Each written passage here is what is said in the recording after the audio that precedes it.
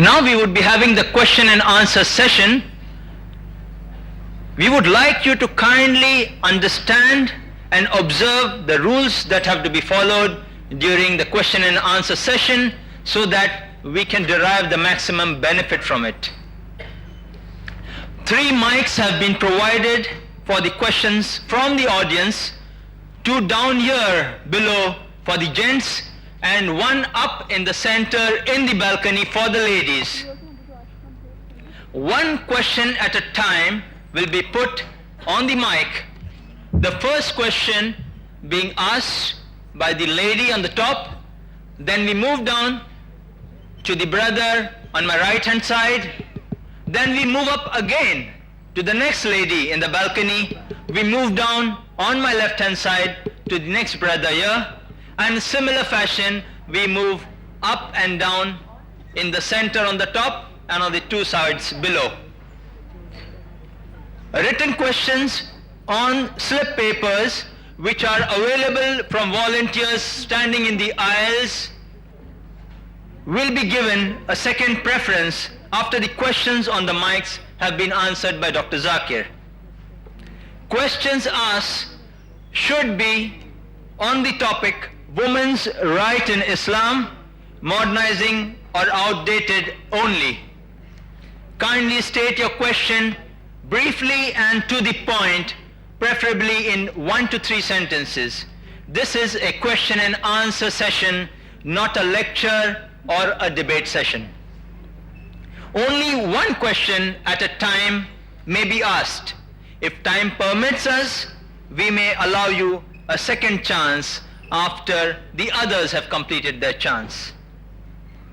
In the interest of having a less time wasting, a more educative and an interesting question and answer session, our decision to allow or disallow irrelevant questions or time wasting questions will be final. In the interest of eliciting a proper and clear answer from our speaker, kindly state your name and designation before putting forward your question. Your name and designation before you put forward your question so that we can give you a more appropriate answer. Thank you. We start our question and answer session. Dr. Zakir Naik ready at his mic, the questioners ready at theirs. May we have the first question from the ladies in the balcony. Assalamu alaikum. My name is Sabah and I am a student. I would like to ask you a question, Zakir Bhai. A man will have hoor, that is beautiful maidens, when he enters paradise. What will a woman get when she enters paradise?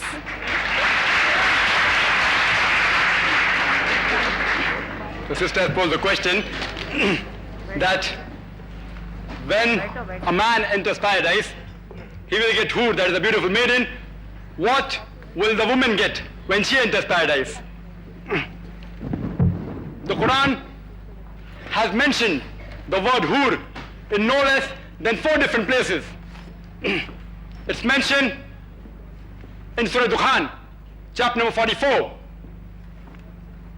verse number 54. It's mentioned in Surah Tur, chapter number 52, verse number 20. It's mentioned in Surah Rahman, chapter number 55, verse number 72, as well as in Surah Waqia, chapter number 46, verse number 22. And many of the translations, especially the Urdu translations, have translated the word hoor as beautiful maiden. If the word hoor means a beautiful it means a beautiful maiden, then what will the woman get in paradise? Actually, the word hoor is a plural for ahwar, which is applicable to the man, and hawar, which is applicable to the woman, and it signifies the characteristic of hawar, which means big, white, beautiful eye, and describes especially the whiteness of the eye. The similar thing is mentioned al-azwaj al-mutahharin many places in the Quran, in Surah Baqarah, chapter number 2, verse number 25, and Surah Nisa, chapter number 4, verse number 57, it says, Azwajun mutaharatun, which means companions, pairs. So the word hur is rightly translated by Muhammad Asad as spouse, and also by Abdullah Yusuf Ali. Abdullah Yusuf Ali as companions. So hur actually means a companion or a spouse. It has no gender. For the man, he will get a good lady with big beautiful eyes, and for a woman, she'll get a good man with big beautiful eyes. I hope that answers the question. The brother on my right hand side, please. Assalamu alaikum. Sultan Qazi, I'm in service. I would like to pose a certain question to Dr. Zakir Naik. For evidence given, to prove evidence, why are there two female witnesses against one male witness? The brother asked a very important question, that why are two women witnesses equal to one witness in Islam? Two women witnesses are not equal to one woman witness. Two women witnesses are not equal to one man's witnesses in all the cases. Only in certain cases. There are at least 5 verses in the Quran which speak about the witnesses without specifying male or female. In one place, there is an indication in which two women witnesses is equal to one witness of man, and that's in Surah Baqarah, chapter number 2, verse number 282, which happens to be the longest verse of the Quran. It says that when you involve in financial transaction in which future obligations are there, reduce them in writing and take two witnesses among the men.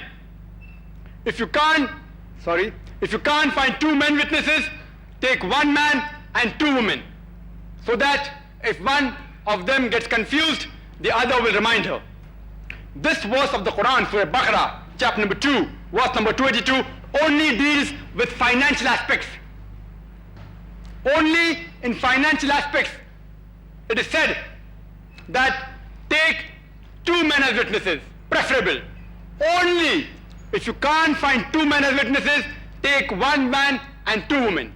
Let me give you an example for a better understanding. Suppose a person wants to undergo a surgery. He wants to undergo an operation, but naturally he would prefer taking the advice of two qualified surgeons. If he cannot find two qualified surgeons, he would take the advice of one qualified surgeon at least, backed with two normal general practitioners who have got a normal MBBS degree. Because a surgeon is more qualified in the field of surgery as compared to a plain MBBS doctor. In the same fashion, since the responsibility of the financial aspects has been laid on the shoulders of the man in Islam, he is more well versed in finance as compared to the woman. That's why the best option for witnesses in financial transactions is two men. If you can't find two men, then one man and two women. Again, if you read in Surah Ma'idah, chapter number 5, verse number 106, it says that when anyone writes a will of inheritance, take two men as witnesses. Again, dealing with financial transaction, men are preferred. Some of the jurists say that even while giving witnesses, in cases of murder, the feminine nature may obstruct her and she may get scared in cases of murder. That's why even in cases of murders, two women witnesses are equal to one witness of man. Only under these two conditions of finance and cases of murder are two women witnesses equal to one. Some of the scholars say no. Islam says one place in Surah Baqarah chapter 2 verse number 282 that